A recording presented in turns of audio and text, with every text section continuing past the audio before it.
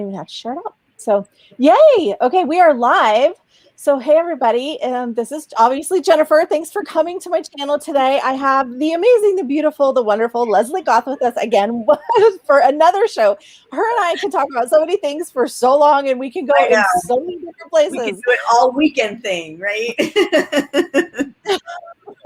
So today we're talking about, it's really interesting, the topic that I reached out to Lesley. So for those of you that don't know, she is actually a counselor in Colorado, and you can find out all of her, degrees and all the good info on her bio and on her website. We just like to get straight to the point when we go into this. So everything you need to know to find out about Lesley is in the description. Go check her out, find out everything in her social media, follow her, love her. I mean, everything you guys that she does is amazing. So I asked her specifically today, though, to come on and talk to us about the difference between a good connection with somebody and codependency. And I feel like it's really important to talk about this right now because my guides have been saying, like, for what's it been, like a year and a half, they've been saying breaking the dysfunctional human condition. And then last year they really started talking about sovereignty, like personal sovereignty. And then COVID happened. And I'm like, oh my God, I'm seeing codependency everywhere. Like there's so many things that are codependent that's everywhere. And I'm like, this is a perfect opportunity for us to look and see what is really codependent versus what is a good, healthy being in your own power, having sovereignty over yourself. And it's so interesting that we're all being forced against really having personal sovereignty by what's going on in the world. Now, I'm going to just put a blanket statement out there. I'm not either or for any of the things going on. I think you need to do what you need to do, whether that, is it's okay to wear a mask. It isn't okay to wear a mask. That is not what this is about. This is about each of us having a personal choice that's healthy for us. Now, that being said, you've got to follow the rules, right? I mean, if we bring it simply, like any business can say no shirt, no shoes, no service. Well, now they're adding the mask. We really can't do a lot about that. However, we can still be in our own sovereignty of how we react to it, how we respond to it, and what we're doing about all of these things. So to me, I'm looking at the collective going, oh my God, there's codependency everywhere.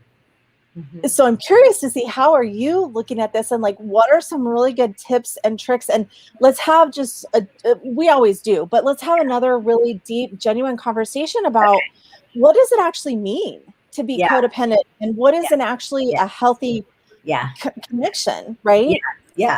Love this topic. Definitely talk so big, right? But, to try to just kind of simplify things, I think, first of all, if you're in a relationship, you have a significant other, there's going to be some degree of codependency. I think it's pretty ideal to say that there's no codependency whatsoever. But this is how I kind of explain it when I work with couples.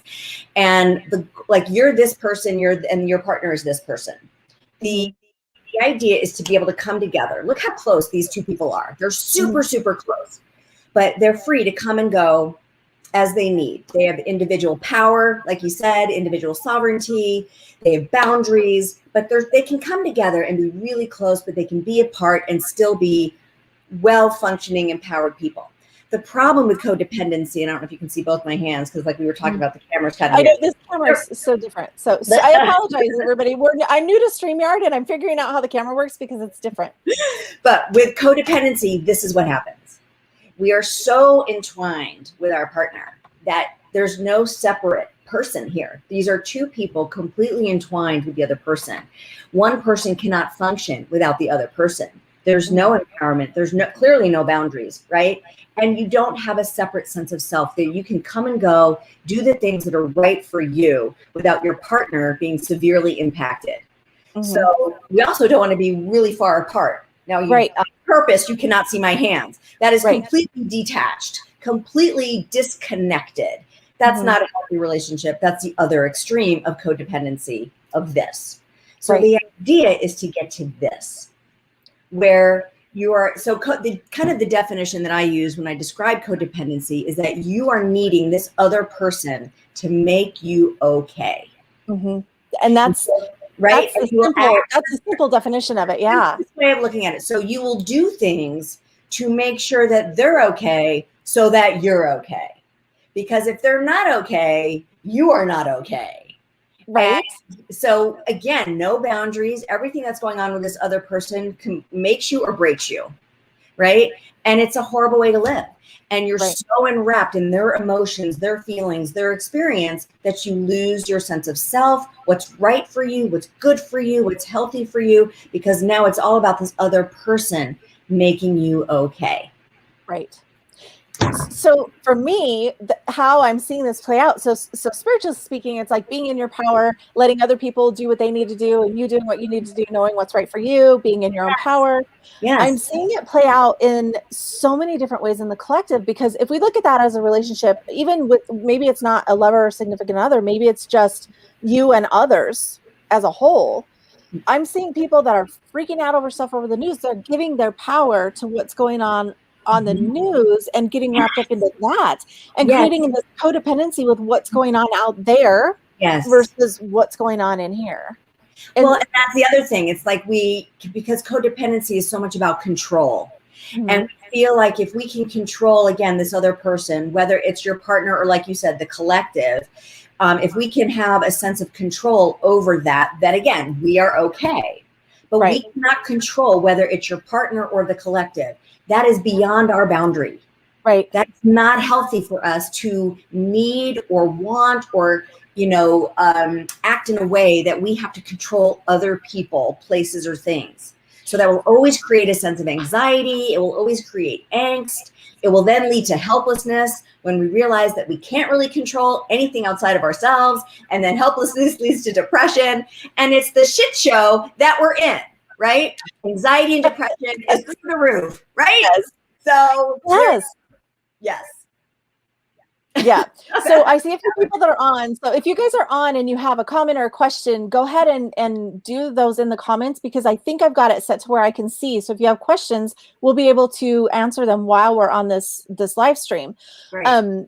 Again, going back to, I think codependency itself has like people aren't even clear what that means, right? And I think when you hear codependency and then you think control, people are like, no, that's not what that's exactly what codependency is, but they don't understand that that's what they're trying to do. Like, I think some people are trying to control the situation by telling others what they should do, but they don't even realize that that's what they're doing. Like, they don't understand that them saying, well, you should do this and you have to do this. You should be worried about my issues, right? That's a control thing. That's a control issue.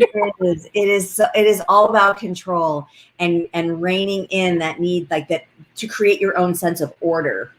And when we try to do it outside of this little space right around us, it's just not going to work, because we can't control. I always tell people, we can really, like, out of 100%, there's 99% that we cannot control.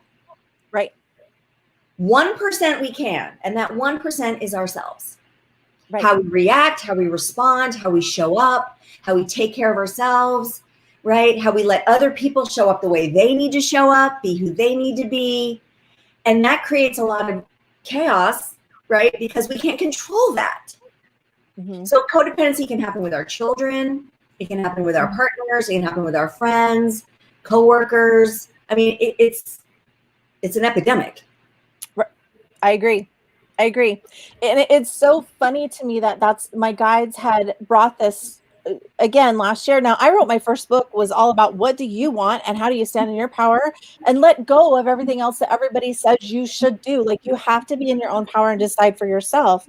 So it's again, it's really interesting that my guides brought it through as breaking the dysfunctional human condition. And I think we've become so, like, codependency used to just be a thing where there was, like, substance abuse or whatever involved. And so kind of associated with addiction and that book, Codependency No More.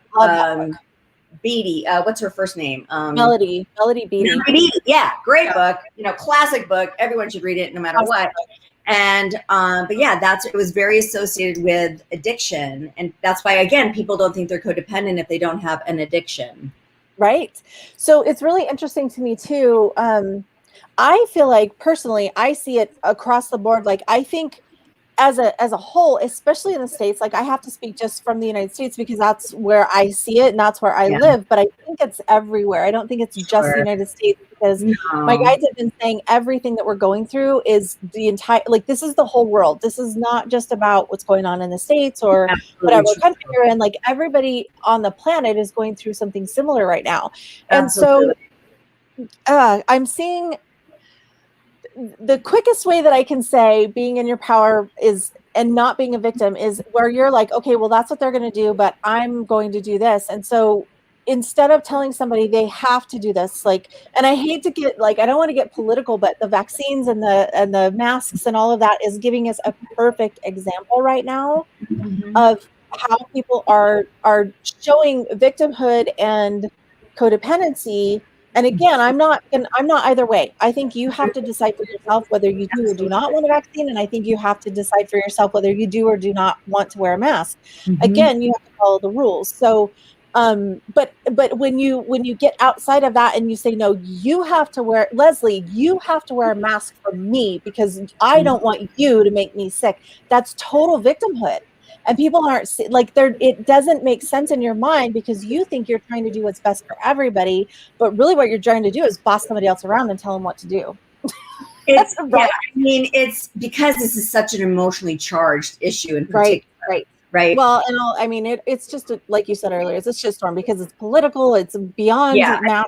And it's very emotionally charged. You know, and so, but regardless of the issue, whether it's something like that or it's something just at home in your relationship, especially when we're stuck at home, you know, in COVID, right? And so that's where a lot of these issues have really come to the surface, because now everything that we could kind of just going on autopilot, going through the motions in our relationships and in our life has really come to the forefront, because we're surrounded by that energy. We're surrounded by the issues. We're surrounded by our cycles, you know, especially in these relationships with people. And so everything is really intensified tremendously. And so when something's emotionally charged, whether we're talking about vaccines or whether we're talking about who took out the fucking garbage, excuse my French, you know, all these things now become life or death, literally or figuratively. And, you know, and so that's where people get, you know, really just emotionally charged. I think that's the best way to describe it. We're seeing it to, you know, we're seeing it to such extremes, right? And not respecting that I have, again, a sense of self, knowing what is right for me, and not getting so emotionally wound up in somebody else's stuff. Much easier said than done, but that's the goal, to be this. Right. That's the goal. And not someone and not else, this. And not this. Someone else have their emotion, have their reactions, have their experiences. You can be a witness to it. You can stand with them in it, but you don't have to take it on. We get slimed by a perfect. So I'm going to try to do examples, because that's how I like when I'm talking about this kind of the sovereignty and being in your power and things like that. It would be, okay, so I'm just going to use a random example, right? I am totally, and this is just, I'm making this up. Okay. So I am totally for masks and everybody should have to wear one and whatever. And I go to the store and I'm being the good person and I'm wearing my mask and I'm just livid that somebody else isn't wearing theirs. That's not, so what I would say is, like, look at that. That's not you controlling your own reaction and your own emotion. If you allow them their personal sovereignty, you can see, okay, they're not wearing a mask. Maybe I'll stay 12 feet away from them instead of 6, right? That's your choice. That's your choice to have control. Yes. Yeah, instead of getting so upset and so frustrated and so whatever. And then on the other token, another way for you to be in your power, if you're for the mask, is don't go out. There's so many different things right now. That would be a choice that you could make. Now, people will get really upset about that and say, well, that's not fair. That's not a choice. Well, it really is. It's just like anything. You have choices regardless of what's going on. You have a choice. You could get, you could get takeout. You could have delivery service. Like, all of these things are happening now where you don't have to go into those places, right? Same thing with somebody, if you don't wear a mask, it would be the same thing. Like, if you go in and you see somebody who has a mask on, don't get mad at them. Allow them they have their own sovereignty to decide if that's what makes them feel good and that makes them, they want to wear a mask and that gives them a security. by all means, like if you get upset because they're wearing one, that's victimhood and that's codependency. You're putting that on them instead of dealing with your own emotions about why you think it's right or wrong. Well, you bring up a really important word, which is choice. And we always have choices. We may not like our choices, but doesn't mean we don't have them. Choices. And so you're right, and the other piece of that is like when we make assumptions. We make assumptions about other people and their choices. And that's another thing that is very inappropriate, lack of boundaries, and codependent. Because let's say I'm wearing a mask, someone else isn't wearing a mask, and I have a reaction about that. I don't know their story. I wrote an article about how trauma survivors have a very hard time wearing masks because of their own PTSD. They have to go in now, like they're feeling confined and constrained and claustrophobic. It's very triggering depending upon their trauma. Or seeing someone in a mask, seeing a tall man. I mean, I wrote about this. There was a woman in a grocery store. She's walking down the aisle. She's the only one walking down that aisle. Here comes some guy in a black mask with black sunglasses and a hat. She freaks out, right? Because, hello. So, I mean, so you don't know people's stories. Either way, whether they are wearing one or they're not. And so, again, knowing you have a choice. Yes, we have to abide by whatever laws and rules going into whatever location. But we all have choices. We may not like our choices. Nevertheless, we have choices. And not to assume I agree 100%. Other people are making their choices. They have the right, just like you do, to make whatever choice is right for you. Well, and don't you think part of this too, like it just clicked in my head whenever you were talking about that. Like, I wonder, think back before COVID, like you couldn't go into a bank if you had a mask on. You couldn't, like, it's literally going against everything that we've been taught. You can't if you have a hat on. You like, there's all these different things that were, it's totally backwards. So I want to bring on a question. Can somebody really quick in the comments just let me know if this is coming through okay? Because I feel like I'm getting a little bit of glitches here and there, but I'm hoping that it's streaming okay to you guys. But I want to bring on this question from Melanie. And it says, what are successful ways to go from coping to thriving in a relationship, which is a great way to understand boundaries and codependency. So Leslie, how would you answer that? Melanie, so like, I think it's about really, it's twofold. So instead of just coping, we want to go from coping to thriving, right? So that means you got to kind of do some work and get to know who you are, what's right for you. Where are your emotions? What are your triggers? Like, you got to know yourself, right? Because the better you know yourself, the better you know how to take care of yourself. And that will come out in relationships. And then the second part of that is, what are your boundaries? What is your yes and what is your no? What are your limits? What's okay for you? What's not okay for you?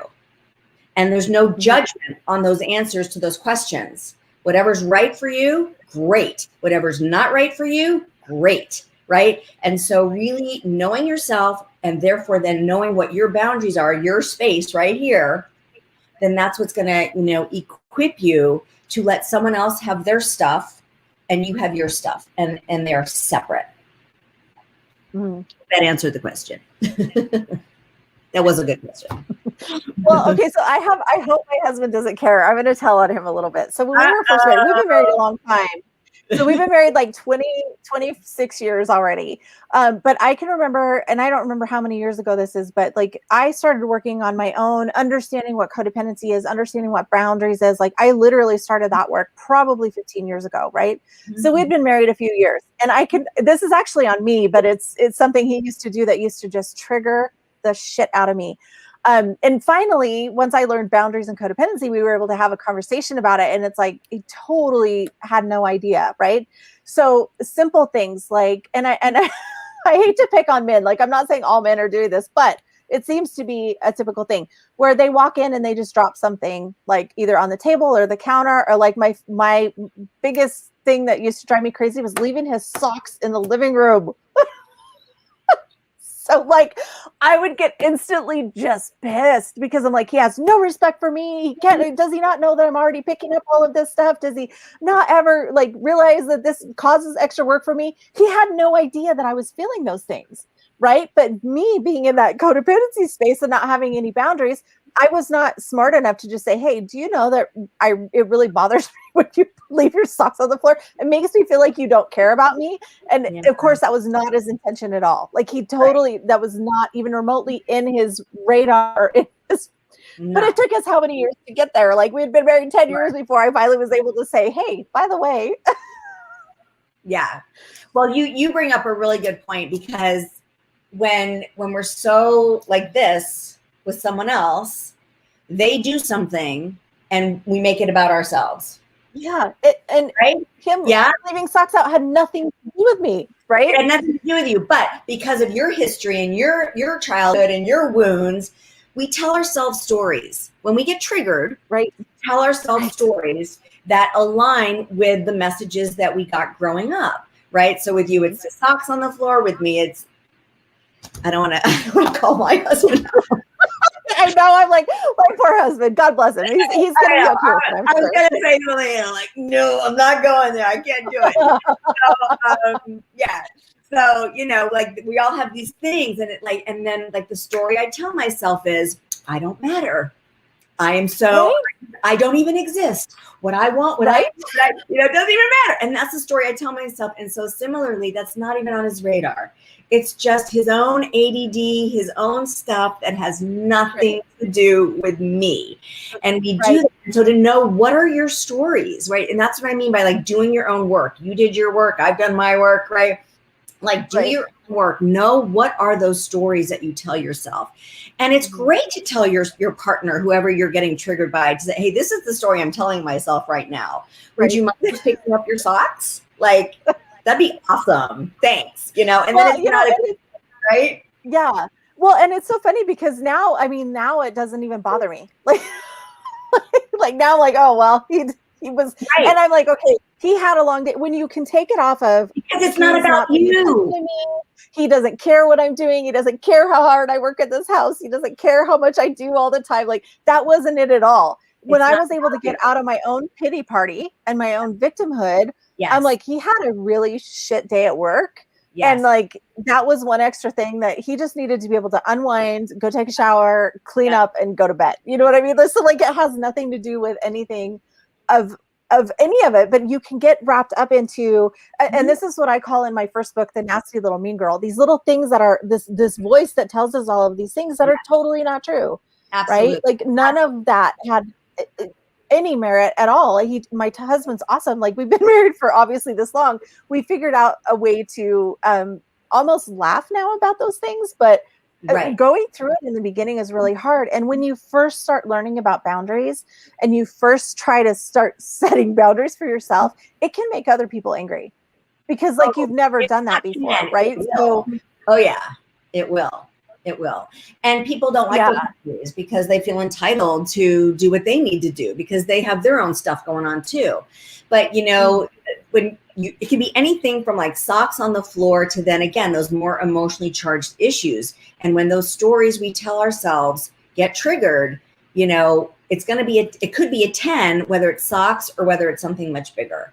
So it is important to know what are those messages, what are the wounds, what are the stories that we tell ourselves, and, and then knowing, okay, what's really my stuff and what's really there. And when you can really have that boundary between their stuff and your stuff, whether it's the collective or whether it's in your own home, then you can say, hey, this has nothing to do with me. I'll pick up the darn socks. It's not a big deal. It's no big deal. This is a way I can actually love my husband. Like it's no big deal. Right? And so that's a big shift from, being codependent, from being this to this. Mm-hmm. Oh, I'll just and don't you think too? So then like the whole idea of like the mindset, and once you start thinking those thoughts, what is it like? There's some study about how it takes 17 seconds, and the longer that you're in it, the more like one negative story of, oh, he doesn't care about me. He doesn't realize how hard I work can turn into this whole like sob story. I'm the victim, and it can go on for hours and hours and hours if you don't understand how to stop thinking that and really reset yourself. So it really is all about you, right? It's all about how are you feeling and how are you internalizing things. And right now we see that playing out on the collective. Like, how are you internalizing everything that's going on in the news? There's not really anything you can do about that. The only thing you can do about it is know, okay, this is the mandate or whatever. How do I work with this within myself? Like, if there's somewhere that absolutely, you have a choice to vote in these elections and right, use your power and your voice and get involved, right? To right, whatever extent is right for you to get right, involved without putting that on other people. And you do what's right for you. Get involved. How do you want to use your voice? How are you going to show up and do what's right for you? with yes. Right. Okay, so I have a really interesting thing that's coming through, and this word keeps popping into my head, so I want to bring it up. I don't remember where I heard this first, but what is the difference between codependent and interdependent? Because I almost feel like the way that I understand it in my mind, and I want to know if this is right or not, like for being married as long as we have, interdependent to me means knowing when somebody's kind of off, you kind of work with them. And then when they're off, they kind of pull you back. And so it's like this dance of being married and interdependent where you're helping each other through, like giving somebody a pass if they've had a bad day, you know what I mean? Like, again, not making that about you. How is Right. interdependence different from codependency? Well, again, it's just the illustration. This is the codependency. This is interdependency. You're super close. Okay. Look how close that is. Okay. And so you're very in tune with your partner. You're very aware of their needs, their wants, their desires. They're equally in tune with your needs, wants, and desires. There's that openness, there's that communication, and you're not making each other's emotional issues about each other, unless it is really like, hey, you hurt my feelings. Let's talk about this. Okay, great. Right. You know, but that's what interdependence is. Like you're connected, you're in tune with each other, you're thoughtful of the other person, you're considerate, you do things that you know will make the other person feel good, blessed, whatever. And it's still not about you. It's still not about you. It's truly for the other person. Now, yeah, you're gonna feel great knowing you've made your partner feel great. You're gonna feel like you've been able to support your partner. Of course you are, but you don't need that other person to make you okay. It's a need versus want. I tell people, it's like, I want to be with my husband. I love him. He is the best thing that has ever happened to me. I want to be with him. I do not need to be with him. I want to be with him. God forbid something horrible were to happen to him. I would be devastated, but I'd be okay. Does that make sense? Like, I would be okay. So it's that need versus want. And so to want to be with your partner, that's interdependence. To need your partner to make you okay, that's codependence. Did I lose you?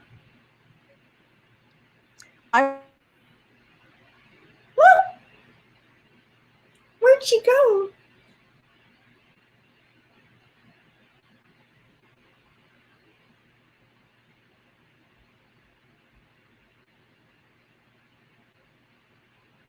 Oh, she's coming back. I don't know if people can still see me or not.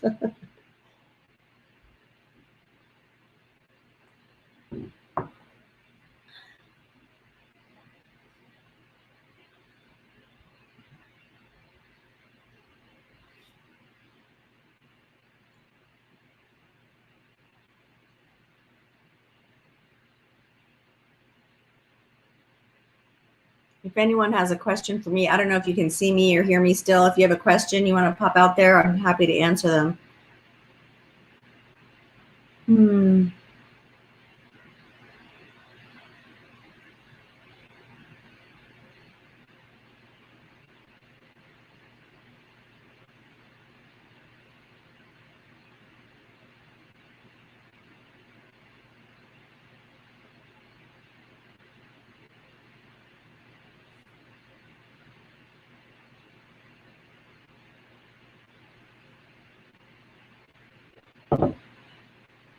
Oh, good. Melanie just texted me that she can still see me. If anyone has any questions, you can maybe pop them up. I don't know if they can't come up because Jen's not here.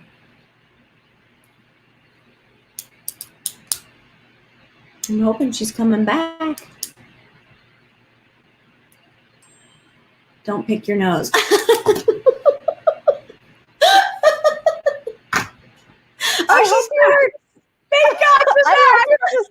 thinking, I'm like, I hope you're just talking because this went so weird and I don't know what happened. And I was hearing all of these really weird.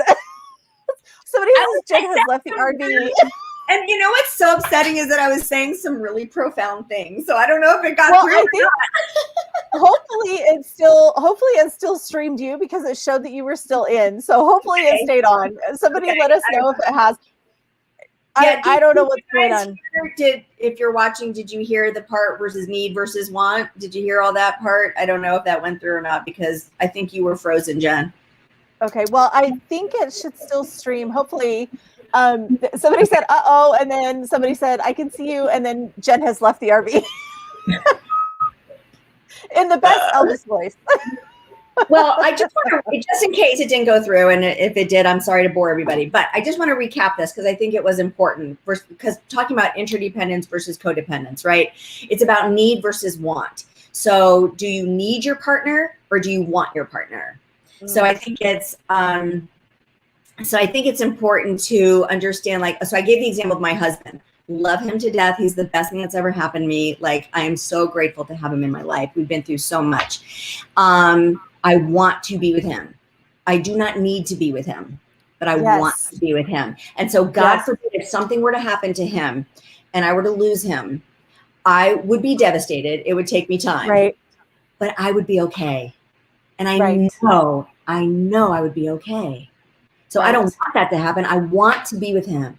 But if, God or universe has different plans, I would be okay. So I think that's the difference. So interdependence is you want to be in these relationships that you're in. You don't need to be in those relationships. It's very different. Love that. Okay. I'm just going to look at comments really quick before, because I like to keep these to about half an hour because I know everybody has so many things going on. Okay. We already covered successful ways to go from coping to thriving. I would say the Boundaries book is one of the best books ever. Codependent No More is a fantastic book. And then Love is a Choice is that's a really good book from years ago. That's really good. The other question was, go ahead, keep reading. The other question was about, well, it wasn't a question, it was a comment. It said to set boundaries really throws people for a loop. And so I think that that's true. I think sometimes if you're not used to boundaries, when you first start setting them, sometimes you make mistakes and you're actually like pushing people away instead of setting a healthy boundary. So again, reading on it, understanding it, knowing what a good boundary is, and then be prepared for how you feel and how people get triggered when you start setting boundaries, because the first few times you set boundaries, you're going to feel guilty, right? Is that? Yeah, you'll doubt yourself. Yeah, you'll doubt yourself. Yeah. Yeah. So just get a really good, I feel like it's important to do the back end work, like within yourself, like understanding boundaries, reading about them, understanding what it means so that you have a healthy boundary, doing everything with love. So when you're setting a boundary, it's loving you and then also loving the other person. Because otherwise, if we're doing things for somebody else all the time, we can become resentful, and that's not good for anybody either. So healthy boundaries are really important for all relationships, I think. Oh, absolutely. No, I think boundaries are probably the most loving thing for yourself and your relationship. I mean, again, it's really saying what's okay and what's not okay. And so letting other people know that as well, then they can love you better. So it's a very win-win when you're with safe people and you're in those really good, healthy relationships. And boundaries will help you determine which relationships are really great and which ones maybe need to be readjusted and reevaluated. I wanted to throw out there another great book about, codependency and really like being in your power is The Mystery of Love by Don Miguel Ruiz. So I love his stuff. Yeah. Isn't he great? That's the same one that does the Four Agreements, right? Yes. Yeah, the Four Agreements is great. I haven't read that second book, so I'll look at that one. So good. Yes. Well, I will have to get it for sure. Yes. Okay. All right. Well, thank you guys so much for being here with me. I apologize for the technical difficulties. However, for some reason, I'm not surprised. And it is Mercury retrograde. It is Mercury retrograde. What were we thinking? I know, but it's all good. It's all good. The important thing is the message is out there. And if it's not perfect, it's all okay. It is okay. So, We all right, survived. guys, thank you so much again. To find out more about Lesley and everything she offers, because you guys, she offers amazing things. You just did like a health and weight loss challenge type Yes, yeah. program, didn't you?